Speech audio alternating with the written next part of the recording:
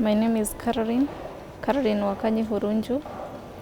I'm a rheumatic heart disease warrior and an open heart surgery survivor.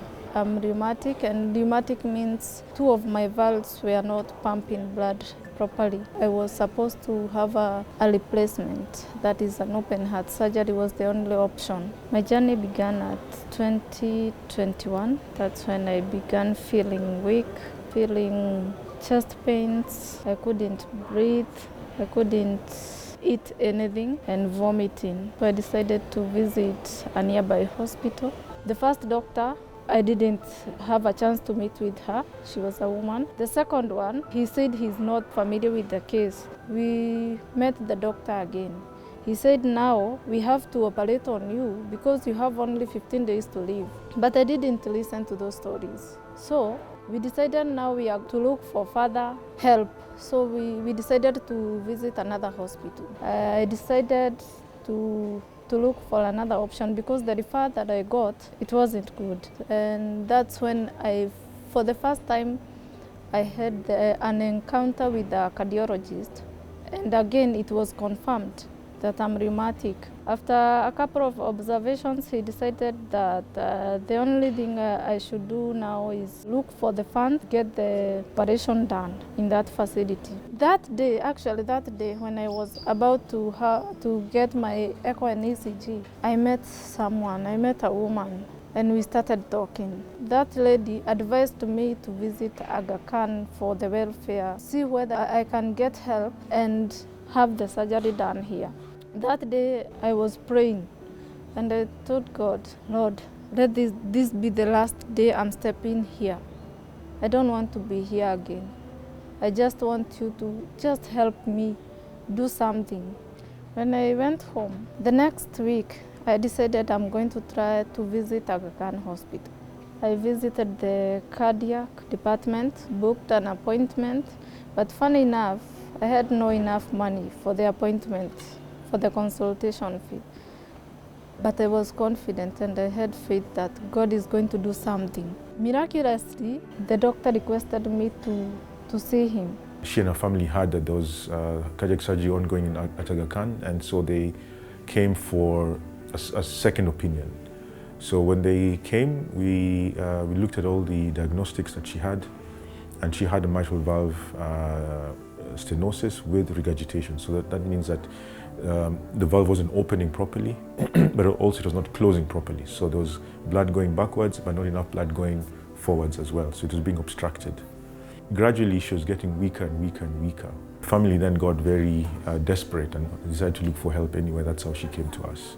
I had a chance to tell him that, the reason why I have not had my surgery, it's because I don't have enough funds to have my surgery done because it's so expensive. He sent me to the welfare department. She was in a very desperate situation, even clinically.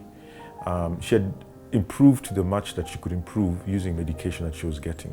She weighed, I think, 37 kilos or something for a grown-up adult. That is very low. We then scheduled her for surgery, which was meant to be the mitral valve replacement surgery. Now that was the first time I was admitted in hospital. Come Monday, my family came, donated blood, and now I was ready and set for Tuesday for my surgery. By the time I was going to the operating room, I was well informed, everything was good. It wasn't complicated. The operation was actually very straightforward. We replaced the mitral valve with a mechanical valve, and it was recovering quite well. On Tuesday, operation done, successful, everything is okay.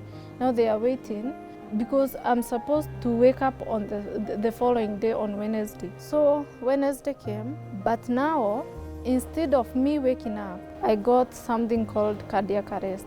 And so arrhythmia basically means that she had an irregular heartbeat at that moment, and that was compromising her cardiac output and her circulation through the body.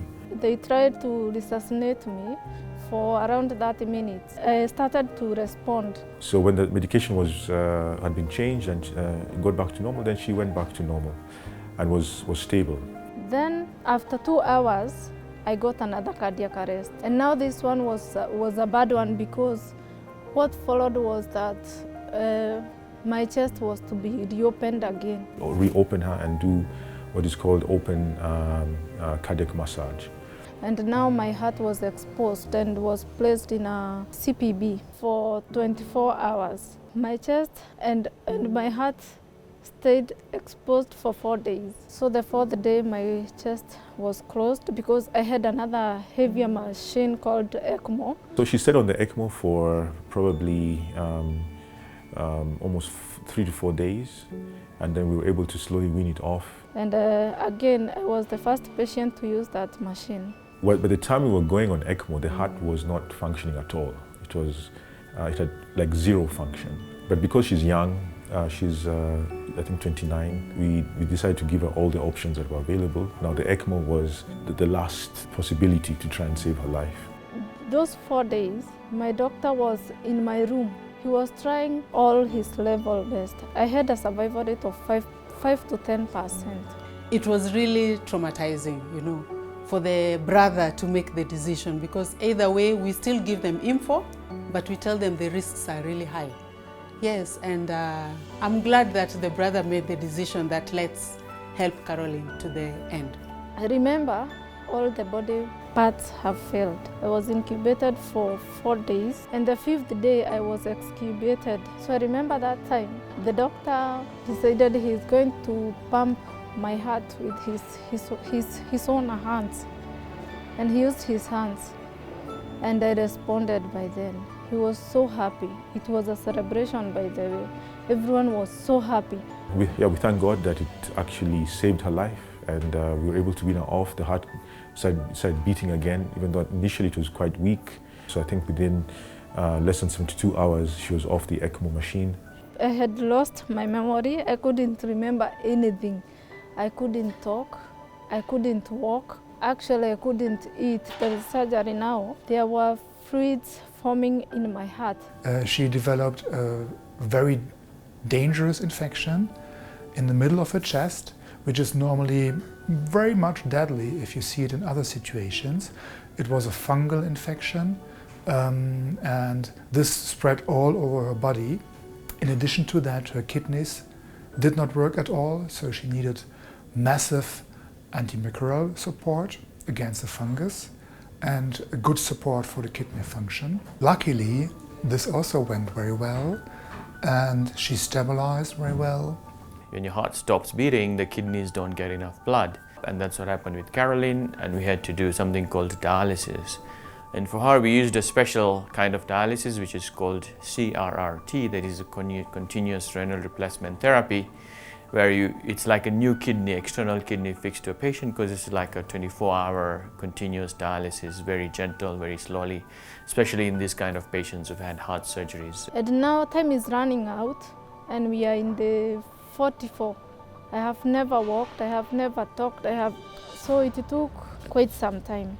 There was a lot that happened, post-operatively and also post-ECMO, but her heart kept on getting better and better. I remember one day I woke up and I could walk just a little bit. 2 nurses holding my hands. I could walk, at least I could step, and everyone was so happy because it's been so long. I've been in that bed for so long, and now there is improvement. It's a unique story for us because, first of all, it's the first time that we've had a patient in this institution where we have instituted ECMO. We've had patients who've been transferred using ECMO by external teams, but it's the first time that our own team instituted it smoothly without any problems. Normally ECMO has got lots of complications. We did not see any complication of the ECMO. It's also, if I'm not wrong, it's the first patient in Kenya who has been on ECMO and has survived. So that is the uniqueness of this story. So the hospital held a celebration to celebrate me, and the doctors were there. Everyone was present. The following day now, I was to be discharged. All this treatment that she has gotten, she would not have been able to afford.